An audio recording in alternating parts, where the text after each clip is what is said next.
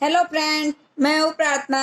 और आज जो मैं आपको कहानी बताने जा रही हूँ वो आपके लिए बहुत ही इंटरेस्टिंग है।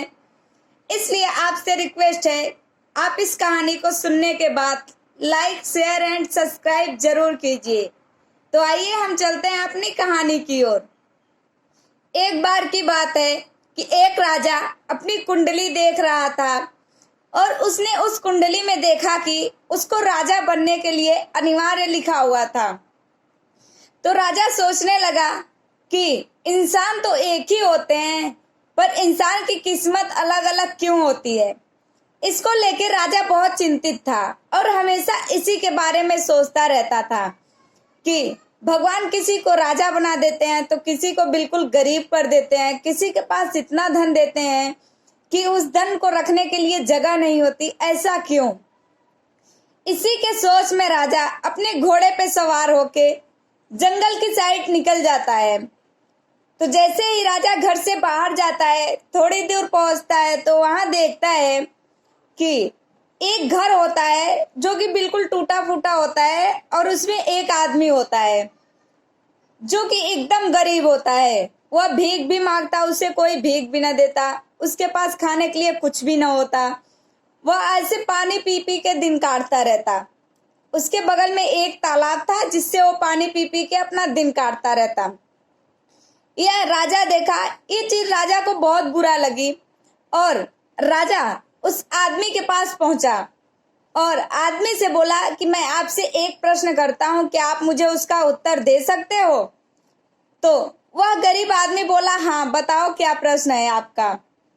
तो राजा उस आदमी से पूछता है कि सबको तो भगवान बनाते हैं, सबको इंसान भगवान ही बनाते हैं, पर उनकी किस्मत अलग अलग क्यों बनाते हैं?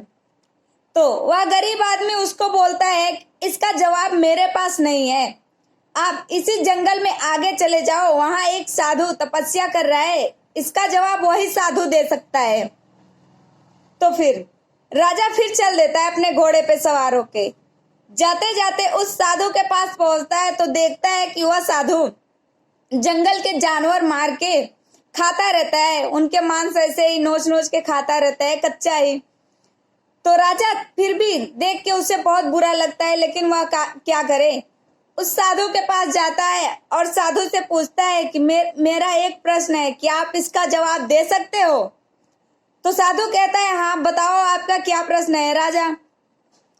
तो फिर राजा उस साधु से पूछता है कि भगवान, इंसान तो सबको भगवान ही बनाते हैं, पर उनकी किस्मत अलग अलग क्यों करते हैं? किसी को अमीर तो किसी को गरीब तो किसी को राजा ही बना देते हैं।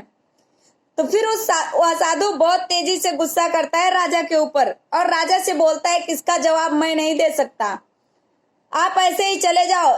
एक आगे छोटा सा गांव आता है, वहां एक 5 साल का बच्चा है जिसकी तबीयत बहुत ज्यादा खराब है, वह मरने वाला है, आप उसके पास चले जाओ, वही आपके सवाल का जवाब देगा। फिर राजा वहां से अपने घोड़े पे सवार होता है और बहुत तेजी से घोड़े को दौड़ाता है और उस गांव में जाता है। तो वहां बहुत भीड़ भीड़ इकट्ठी रहती है। वहां राजा भी पहुंचता है और उस लड़के के पास जाता है। तो लड़के से पूछता है कि मेरा एक सवाल है, क्या आप उसका जवाब दे सकते हो? तो लड़का बोलता है, हाँ बताओ क्या सवाल है आपका। तो फिर राजा उस लड़के से भी यही सवाल करता है कि इंसान को तो भगवान ही बनाते हैं, पर इन लोगों की किस्मत क्यों अलग करते हैं? किसी को गरीब तो किसी को अमीर, ऐसा क्यों करते हैं? तब लड़का हंस के राजा से बोलता है कि पहले आप बैठो, फिर मैं आपको आपके प्रश्न का उत्तर देता हूं। और राजा बैठ जाता है। फिर लड़का बताता है कि हम, आप और जो साधु दिखाई दिया वह 4 भाई थे, हम चारों राजकुमार थे। अगले जन्म में क्या हुआ, हम लोगों के पास आटा था 1 केजी और हमने रोटियां बनाई। जब रोटी बनाई, जब चारों अलग अलग हम रोटी ले लिए, तो एक साधु साधु आता है। तो जो आपको पहले सबसे गरीब दिखाई दिए, जिनके पास कुछ भी नहीं था, वह साधु उनसे बोला कि मुझे खाने के लिए रोटी दे दो। वह मना कर दिए, बोले कि मैं नहीं दे सकता रोटी। और फिर वह साधु दूसरे से रोटी मांगे कि बोला कि आप मुझे रोटी दे दो खाने के लिए, बहुत तेजी से भूख लगी है। तो फिर दूसरे राजकुमार ने क्या किया, बोला कि अगर मैं तुम्हें रोटी दे दूंगा तो मैं क्या जंगल के जानवर मार के खाऊंगा, उनके मांस खा के अपना पेट जियाऊंगा, मैं नहीं दूंगा। फिर मेरे से मांगे तो मैंने भी ऐसे मना कर दिया, मैं बोला मैं नहीं दूंगा।